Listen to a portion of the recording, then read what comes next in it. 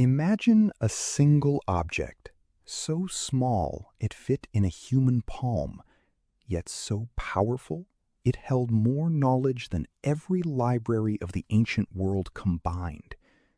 Our archives call it, in the flattened translation of a long dead tongue, the smartphone. For nearly 200 years, from roughly 2007 to sometime in the mid-22nd century, this glass and metal rectangle was the single object every human on the planet reached for the moment they opened their eyes. Historians have spent decades asking one question: how did a species build a tool this intimate, this addictive, this world-changing, and then let it vanish entirely? Tonight, in the Future Museum's Gallery of Lost Companions, we place it under glass, and we ask what it meant to be human while holding one.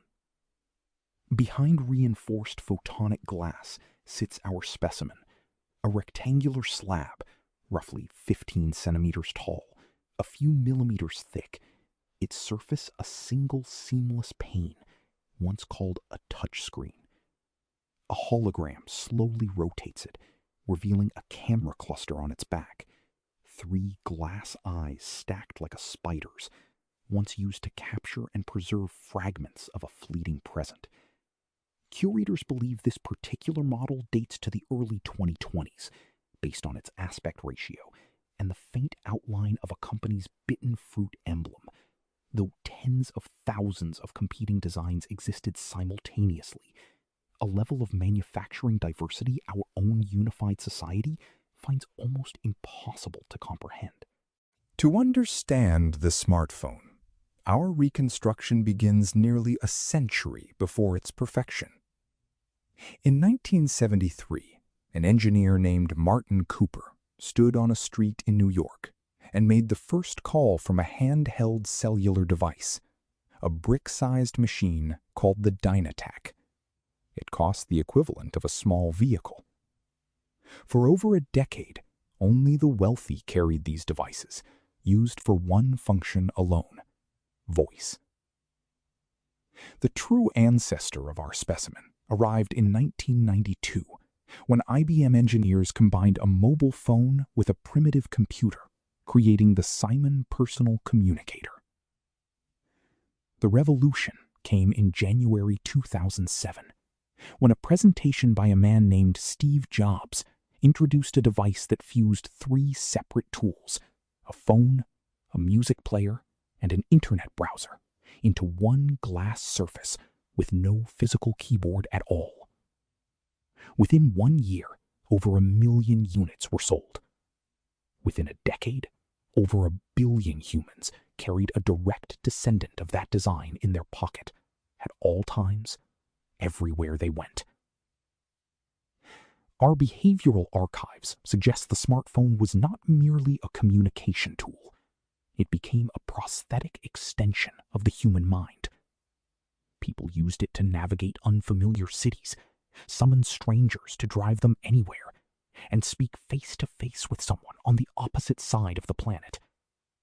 It replaced the wallet, the camera, the map, the alarm clock, the photo album, and eventually, for many, the television. Consider these fragments recovered from 21st century archives. By the early 2020s, more than 6 billion humans owned one of these devices, the most rapidly adopted piece of technology in the recorded history of the species. The average smartphone of that era contained more raw computing power than the systems that guided the first crewed missions to Earth's moon. And yet this power was frequently spent capturing a photograph of a meal, moments before it was eaten. It must be said plainly, our field has made embarrassing errors interpreting this artifact.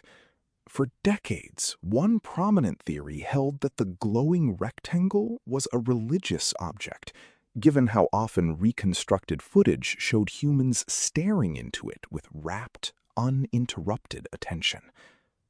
Another now retired theory proposed that the small circular battery percentage icon was a numerical measure of the owner's personal well-being.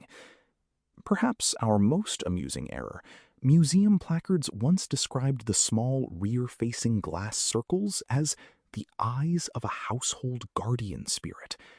We now understand them, less poetically, as cameras.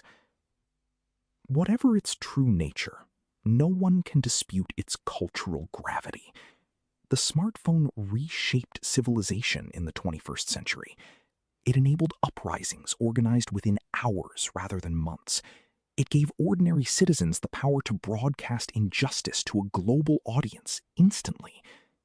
It also fractured attention spans, reshaped childhood, and changed the very rhythm of daily thought. So, why does it no longer exist? Our leading theory holds that the smartphone was gradually absorbed into the human body itself. Beginning in the 2030s, wearable technology gave way to embedded neural interfaces.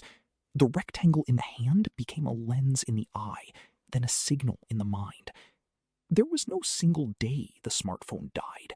It simply stopped being carried, one generation at a time. Standing before this glass case, it is tempting to view our ancestors with pity, or amusement, or quiet superiority. We do not. We recognize instead a species reaching, however clumsily, for the same thing every era reaches for: connection, memory, understanding, and a way to hold the whole world in one hand. Thank you for visiting the Future Museum. Our next artifact awaits in the adjoining gallery.